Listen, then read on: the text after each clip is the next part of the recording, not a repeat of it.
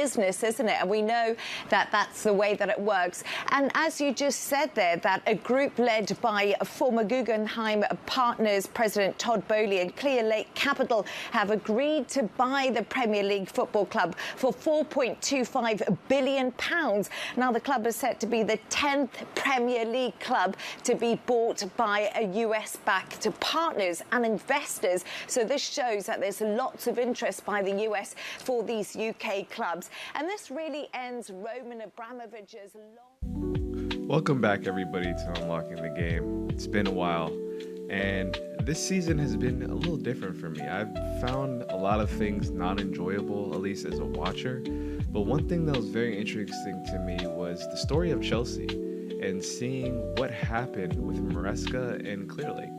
And something that I wanted to talk about is how, in my opinion, I think Clearlake Capital has destroyed Chelsea as a club. Truthfully, destroying the essence of what Chelsea stood for. As someone who's been watching the game for around 20 years, I thought Chelsea was one of those teams that would always have a certain identity. And Clearlake not only have taken over and stripped that identity, they have completely dismantled what Chelsea stood for. And these three men, in my opinion, are the biggest culprit. Because a lot of people see Todd Boehly and they point the blame on him. But in my opinion, Todd Boehly had a lot to do in the first year of Chelsea's demise. 22 to 23, we'll talk about that.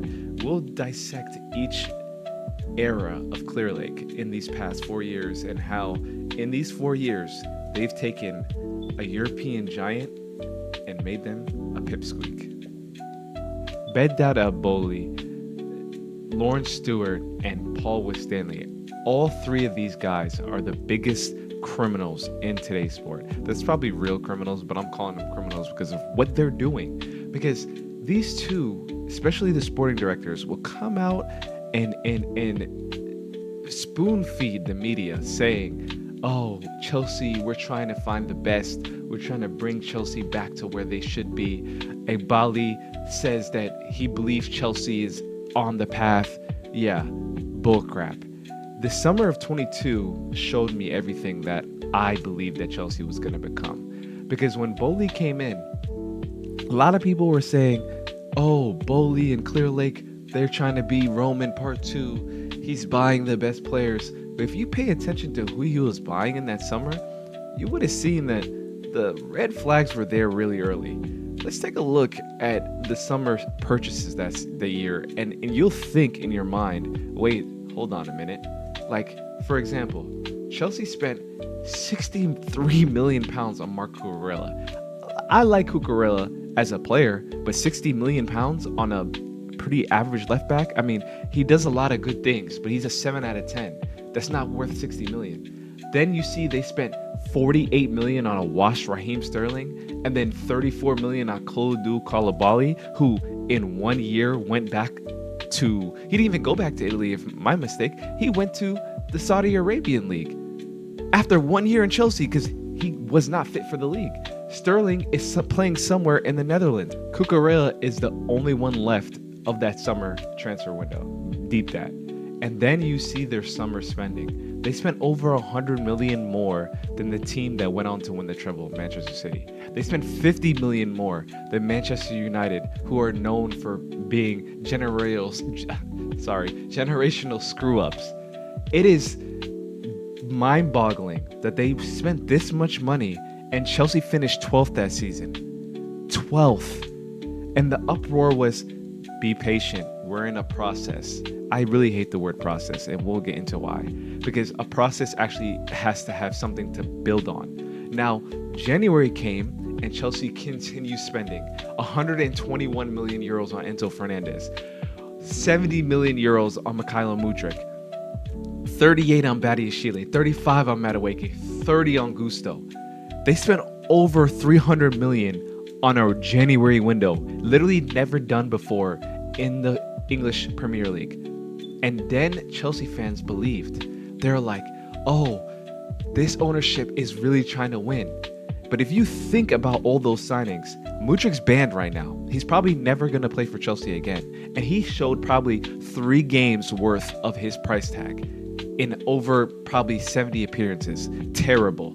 Madueke is in Arsenal, who's probably going to win the league, but he's still an average signing. Gusto is probably worth his price. Badiashile is not. He's going to be flipped. Enzo was way overpriced. So you think about this for a second. Are they going to stop? No.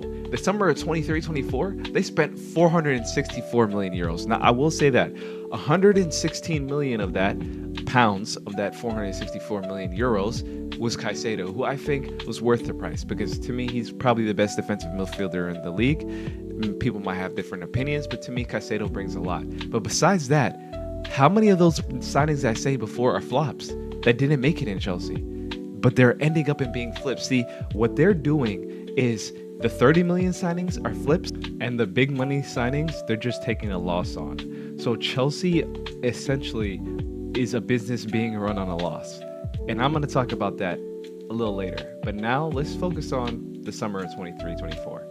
So after writing a dissertation on why Mauricio Pochettino shouldn't be at the club anymore, mind you, the sporting directors are the one who chose Pochettino to be the manager instead of Luis Enrique, who went on to win a treble with PSG, by the way. But that's less to be said. They decided to fire Pochettino and hire Enzo Maresca. Now, I'm not going to act like I knew who Maresca was. I knew he was an assistant manager, but I was interested to see what he could do at Chelsea. Now, anybody with a functioning brain could see that Chelsea was the most unstable big club in the big 6 leagues, but Pochettino was not fit to handle it. You needed someone with a iron fist, and Maresca brought that. He actually bomb squad 15 to 20 players, sent them away from training, and somehow organized the team to play a attacking brand of football, but stabilize the defense that was leaking goals last year. And Maresca ended up winning the Conference League and the Club World Cup. Now, you might say the Conference League was expected, but Chelsea over the last couple of years did not win what they were supposed to expect to win. They failed to win the Carabao Cup when Liverpool was basically playing with teenagers. So Maresca did what he had to do. He won the Conference League. He won the Club World Cup against PSG, the best team in the world. Completely out-coached Enrique in that final, by the way. I have a video about that. You can go check it out. And you would think after 4th, 2 trophies, proving that he can raise the game of Cowell, Caicedo, Enzo, Sancho even. He raised the game of all these players. You would think, okay, maybe even Cucurella, I forgot to add. You would think, okay, maybe we should trust this guy. Maybe we should give him the resources. Maresca even asked after Cowell tore his ACL on preseason, hey, I need a left-footed center back, because in today's game, the meta is having a left-footed left-sided center back and a right-footed right-sided center back, because it creates passing angles to play through the middle or go over the top. Now, you know what Clearlake told Maresca? Big deal, make it work. Play with Chalobah and Fofana. Play with Badiashile, who's clearly not good enough. And most people in Chelsea's fan base actually sided with the sporting directors, which was mind-boggling. After getting Chelsea top 4, you would think, okay, they would bring the players ready to kick on from top 4 to maybe not a title challenge, maybe not a title challenge, but maybe 2nd or 3rd place, a cut above the rest. Bring them players that are ready to score, because they got rid of Madueke, not good enough. Got rid of Jackson, not good enough. You know what they bring him?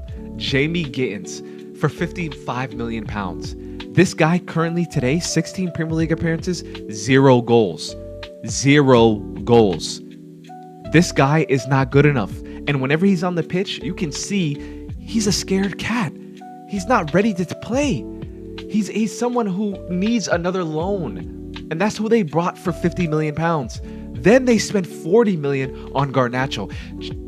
Anybody with a working brain cell would see that Garnacho and United couldn't wait to get rid of this guy, because they knew this guy is a wasteful player. Yes, he gets into good positions, but what does that matter if you have the finishing of a duck? This guy can't score. He can't pass. He's a selfish player. He has the ego of Ronaldo and the skill level of freaking Stuart Downing. This guy's not good enough. And then when they get rid of Jackson, they say, okay, we're going to bring you a striker. And Joe Shields and his weird ways, which I'm going to get into, brings Liam Delap. By the way, 21 matches in the Premier League, one goal. One goal for the number 9 of Chelsea. This guy scored 12 goals at Ipswich. This guy is not good enough for Chelsea. He needed another level. He needed to go from Ipswich to maybe Brentford, Ipswich to Aston Villa, Ipswich to Fulham. Chelsea, he was not ready. And this guy, Joe Shields, that I said before, you look at him, he only shows up when Chelsea wins.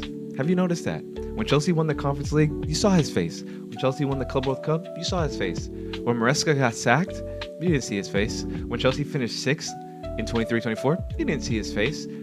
When Chelsea was 12th, you didn't see his face. Because this guy and Paul with Stanley and Lawrence Stewart, they are cowards. They only show when the going is good. When the fans are protesting, they don't show their face because they're cowards. This guy will bring anybody from City's academy because he believes in friendly relationships.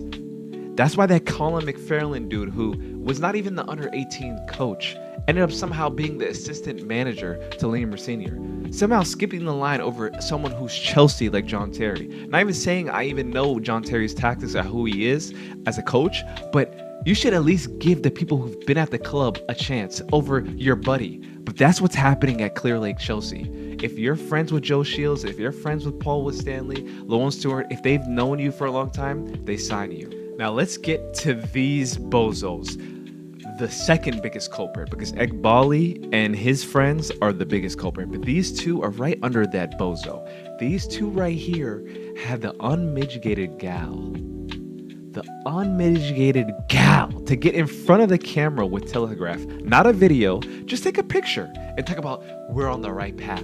After Maresca separated the team, after Maresca coached the team to win the Club World Cup, Maresca won the Conference League, Maresca saved Chelsea as a big club and made it look competent. These two got in front of the camera and took all the credit and said, we're building a team to be contenders for years. I almost laughed reading that article. You know why? What type of contender wastes 50 million on Jamie Gans? What type of contender spends 30 million on Liam Delap? What type of contender buys from Manchester United? That's over 150 million pounds wasted on 3 players when you could have got 2 elite players. Instead, these bozos buy what they deem as potential.